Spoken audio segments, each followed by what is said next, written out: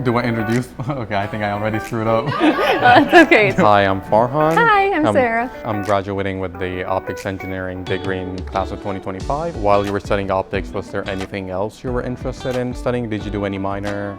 I had my major in optics, and then I also was very involved in the program for dance and movement, so I took a lot of dance classes too, so optics and dance. What made you interested and how did you figure out this optics to study in college? When I was in high school, I really liked physics, and we did a unit in particular in optics. So that's what I enjoyed most. And is that kind of a similar experience for you? Yes, it is very similar. I came to college as a physics student. Okay. I came in as optics. So when I was graduating high school and looking for college to go to, I was really interested in optics. And then when I came to the U of R to visit, that's what really pushed me over the edge and said, all right, this is definitely where I want to go. Did you ever plan to go to grad school after a BS degree? I thought about it a little bit when I was a senior and trying to decide what I wanted to do. I thought about the +1 optics program, but then I really wasn't sure if I wanted to do that for sure or not. So I decided that I would go and work, and so I got offered a job while I was still here on campus, and I worked for a while, which turned out to be a great decision because while I was working, I got exposed to a different side of optics. So I got exposed to more of the business side of optics, which led me to pursue my MBA online. It's something I'm thinking of it as well, so I've applied to the master's program as well. Oh, nice. But I've gotten a job offer as well. So I think it really suits me to have this conversation with you because you're just, I guess, fresh off the boat with MBA and then you're starting your business journey within optics field. Yep, so I'm currently the assembly manager at Rochester Precision Optics right now. So I started out as the manufacturing engineer, and then I was promoted into the assembly manager role. And so in that role, I get to still be involved in production. I'm involved in a technical level, but my primary function is no longer technical. So I'm not an engineer day by day. Now I'm responsible for making sure that we're meeting schedule and meeting budget and our technical problems are taken care of by an engineer. I was able to get my optics degree, understand the technical problems, work in that for a while, and now I have this unique experience where as a manager I get to see what's going on, help drive that while not necessarily doing all of the work myself.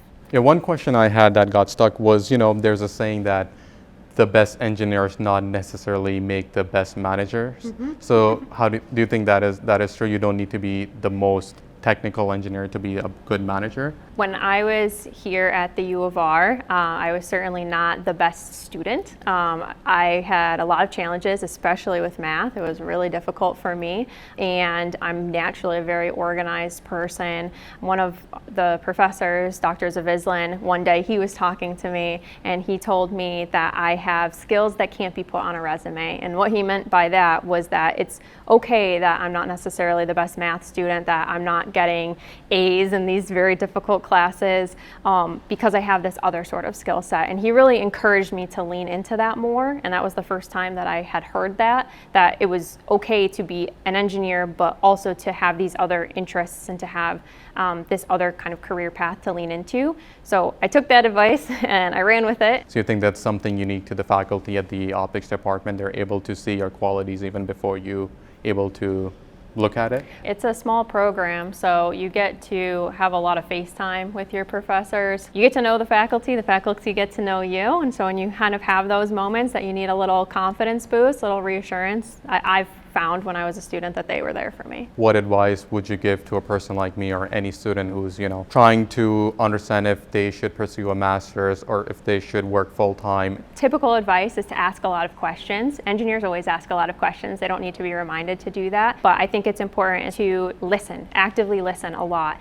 There are many people that you will meet in your career. I meet many people in my career that have loads and loads of experience, and they don't necessarily need to be engineers engineers and managers and directors to have that kind of experience. The team that is working, often the team that's working closest to the problem, they're the ones that have the solution, especially listening to those people that might not necessarily get asked all the time. One of the reasons I came to Rochester was I knew there was a lot of rich history within Rochester. And Rochester was a big city with a lot of optics, with Eastman Kodak, Bosch Alum, Xerox, all of these three big tech giants of its time. Yeah, big optics community in Rochester. Where I work, Rochester Precision Optics, one of the technologies we have came right out of Kodak. So I'm sure you know from being an optics student that the Institute of Optics has the Industrial Associates program. Obviously a big connection with the alumni. That's how I got my first internship. That's how I got my first job. And from my first job, that's how I got my second job, where I currently am at RPO. I also teach at MCC. I ended up doing that through the people that I've met through my career. So you're absolutely right. There's a lot of connection within the optics community. So optics is a very tight-knit community, but a lot of opportunity in Rochester. Yeah, so you said that you were involved in dance. Were you part of any other extracurricular activities that may have, embedded in you, maybe leadership or management is something that you want to pursue, or maybe within your, dance club or dance team, you were given the executive position? Do you think that kind of acted as a catalyst for you to make a decision later? Yeah, it definitely did. I was really involved in the dance department. We had different workshops that we would put on. We would go over to a conference over spring break where we would participate in all these different classes.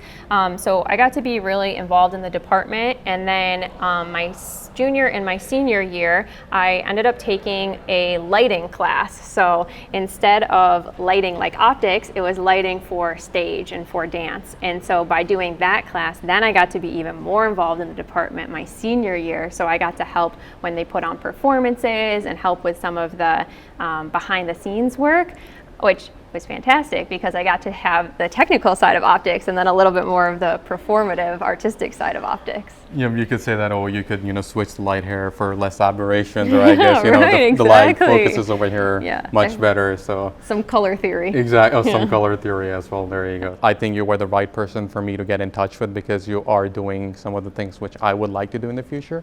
So I think I really want to thank you for your advice, your time, and, just encouraging me graduating in a week and, looking forward to my new job. And I wish you luck in your career as well. Thank you. Yeah, it was a great conversation and best of luck and congratulations on graduating. Thank you. Thank you so much.